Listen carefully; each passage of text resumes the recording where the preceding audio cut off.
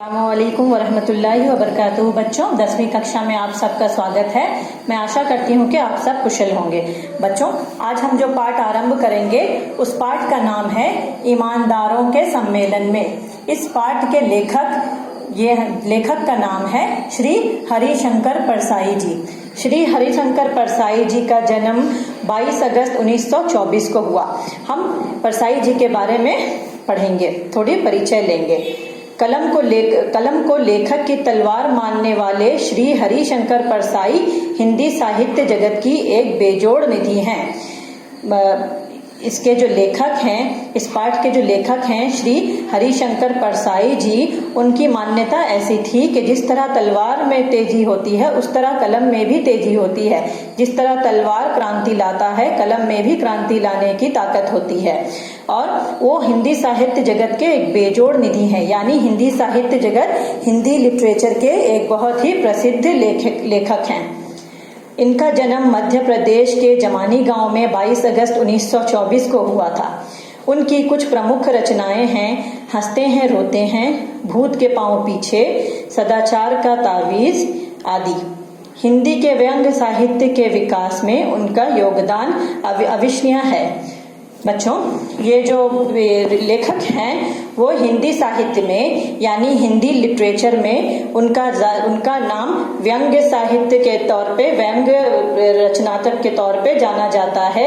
यानी वो व्यंग्य लिखते थे। उनके ज्यादातर लेखन में लेख में हमें व्यंग्य मिलता है। व्यंग्य मतलब ह्यूमर भी होता है उसमें, और उसके साथ साथ सरकाज़म भी होता है। एक हंसी भी होती है, गुदगुदापन भी होता है, और उसके साथ साथ एक पुलिंग भी होती है। जैसे हम बोलते हैं ना, जैसे पुली करते हैं हम अपने फ्रेंड्स को, तो उनके लेख में हमेशा एक सैटारिकल या सरकाज़म भी मिलता है।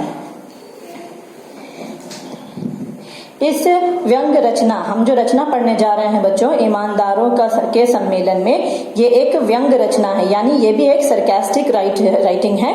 इनकी रचना है। एक सामाजिक असंगति की ओर संकेत किया गया है। इस रचना में एक सामाजिक समाज के जो असंगति चीजें हैं, जैसे समाज में जो डिसबैलेंस हैं, जो लोग होते हैं समाज में, बहुत सारे ऐसे लोग होते हैं जो अच्छाई का मुखौटा पहनकर समाज में बुराई फैलाते हैं। लेखक ने ऐसे ही गुणों के पीछे छुपे अवगुण दोषियों का पर्दाफाश किया है इसमें। तो बच्चों हम अब पाठ की ओर बढ़ते हैं। मैंने कतई ऐसा कुछ नहीं किया जिससे ईमानदार माना जाऊं। इस रचना में जो लेखक हैं वो अपने ही ऊपर आधारित करके ये रचना आरंभ करते हैं कि इस रचना में उन्होंने व्यंग्य के साथ साथ हास्य का भी बहुत ही सुंदर मिश्रण किया है।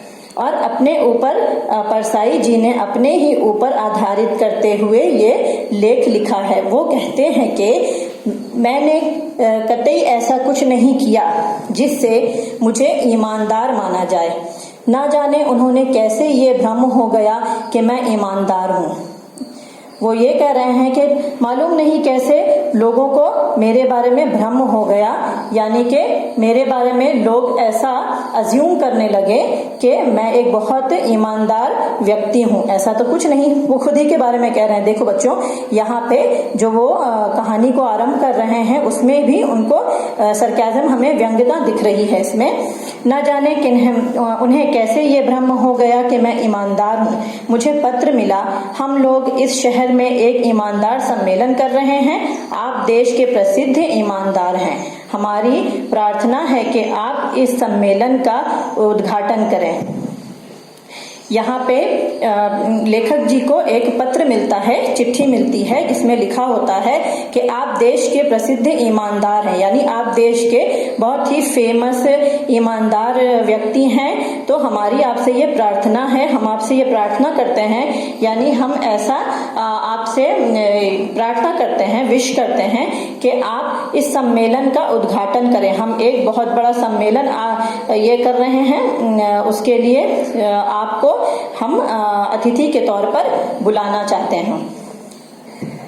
आप इस सम्मेलन का उद्घाटन करें। उनके हाथ से इनॉग्रेशन करवाना चाह रहे हैं उस कॉन्फ्रेंस का, जो उद्घाटन ये बता रहे हैं कि सम्मेलन का उद्घाटन इनॉग्रेशन इनके हाथ से कराना चाह रहे हैं। हम आपको आने जाने का पहले दर्जे का किराया देंगे तथा आवास, भोजन आदि की उत्तम व्यवस्था करेंगे। लेखक ने चिट्ठी में यह लिखा था कि हम आपको आने जाने का किराया उच्च पहले दर्जे का किराया यानी फर्स्ट क्लास ट्रेन का होता है ना, फर्स्ट क्लास बॉगी का किराया देंगे और आपके रहने का आवास यानी आपके रहने का इंतजाम करेंगे, भोजन का और आदि का हम इंतजाम करेंगे, उत्तम से उत्तम व्यवस्था करेंगे, मतलब उच्च स्तर पर व्यवस्था करेंगे। तो वो जो है आपके आगमन से, लेखक ने आगे लिखा था उस चिट्ठी में, आपके आगमन से ईमानदारों तथा उदीयमान ईमानदारों को बड़ी प्रेरणा मिलेगी। क्योंकि ईमानदार मतलब ऑनेस्ट पीपल। तो लेखक ने आगे लिखा था कि अगर आप आएंगे इस समारोह में, आप आएंगे तो आपके आगमन से यानी आपके आने से जो भी और इस समारोह में ईमानदार आ रहे हैं और उदीयमान ईमानदार यानी अपकमिंग, जैसे हम बोलते हैं ना अपकमिंग, जो भी ईमानदार आने वाले हैं उनको बड़ी प्रेरणा मिलेगी यानी इंस्पिरेशन मिलेगी।